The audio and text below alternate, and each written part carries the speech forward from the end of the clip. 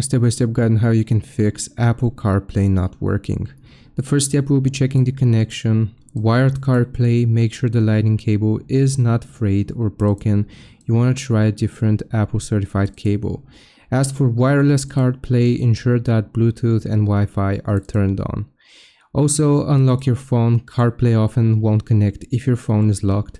Make sure to unlock your iPhone when connecting. You want to enable CarPlay on your iPhone. You will just go to your iPhone settings, then General, and then you will choose CarPlay and make sure that it is enabled and connected. The fourth suggestion that I can give you is forgetting and reconnecting. Delete your car from CarPlay settings and repair it. You will go into settings, General, CarPlay, your car, and you want to click on forget this car and then reconnect as new. Disable restrictions. Check for screen time or content restrictions that might block CarPlay. Go to your iPhone settings, screen time, content and privacy restrictions. And the sixth suggestion that I can give you is restarting everything. You want to restart your iPhone and also restart your car's infotainment system.